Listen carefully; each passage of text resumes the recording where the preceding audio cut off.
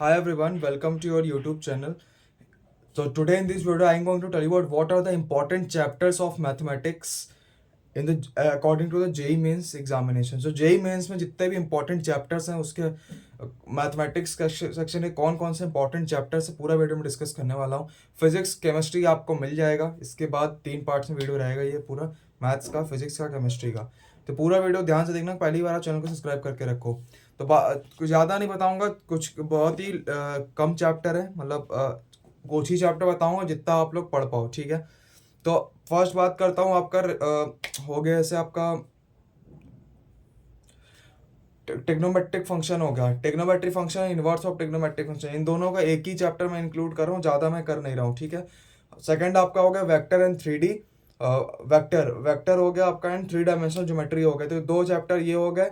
तो आपको मतलब कंबाइन में इसलिए कर रहा हूँ ना, देखो अगर तुम टिग्नोमेट्रिक फंक्शन समझ गए, 11th क्लास में टिग्नोमेट्रिक फंक्शन है उसको समझ गए, सारे फॉर्मूले तुमको समझ में आ गए, तो आई एम डैम श्योर कि इनवर्स ऑफ टिग्नोमेट्रिक फंक्शन तुम्हारे लिए इतना मुश्किल नहीं होगा, ठीक है. अब बात करता हूँ वेक्टर की. तो वेक्टर समझ लेना, उसमें मॉड ऑफ वेक्टर सारी चीज़ें रहती हैं, तो वेक्टर समझ लेना.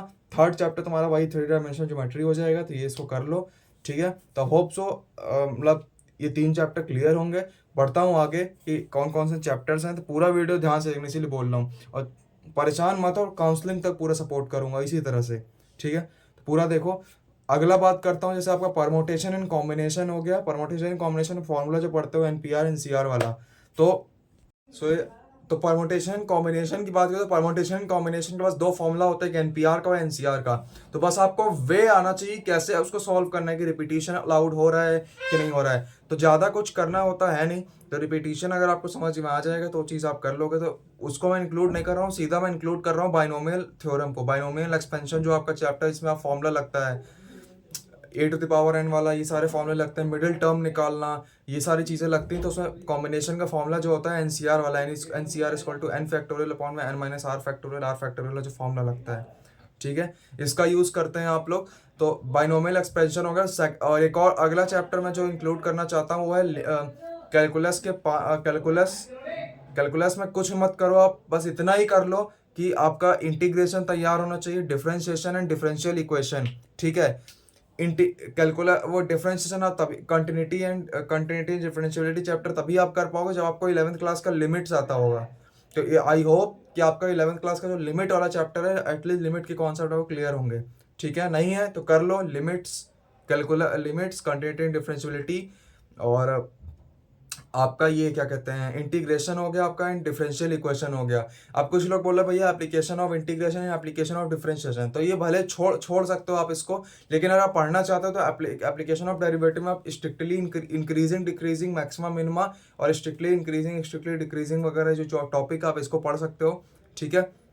अब बात करता हूँ नेक्स्ट चैप्टर की. आपका ये प्रिंसिपल ऑफ मैथमेटिकल इंडक्शन से एक क्वेश्चन डेफिनेटली एक तो आएगा ही, लिख के ले लो, एक आएगा, ज़्यादा नहीं आएगा, एक आएगा, ठीक है.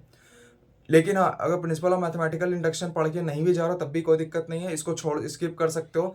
बात करता हूँ प्रोबेबिलिटी एंड स्टैटिस्टिक्स. बाकी बहुत इंपॉर्टेंट चैप्टर है probability and statistics, mathematical reasoning, matrix and determinants. Matrix अगर सीख जाओगे तो डिटर्मिनेंट्स समझना ईजी हो जाएगा. तो matrix and determinants, mathematical reasoning, और आपका ये क्या कहते हैं स्टैटिस्टिक्स एंड प्रोबेबिलिटी, ये 3 चैप्टर, यानी कुल मिला जुला के 7-8 चैप्टर मैंने बता दिए कि इनको आप कर लो, तो काफ़ी अच्छी प्रिपरेशन आपकी हो जाएगी जेईई मेंस के लिए मैथमेटिक्स सेक्शन में. तो आई होप कि मैथमेटिक्स सेक्शन आपको कोई दिक्कत नहीं होगी. और थोड़ा बहुत जो बच रहा है आप रिलेशन एंड फंक्शन का कर लो, 11th में भी है 12th में भी है. तो 12th का ज़्यादा आता है, वो जो आपका है on one function, onto function, और सब्जेक्टिव बाइजेक्टिव इंजेक्टिव, ये सारी चीज़ें, तो इसको कर लो.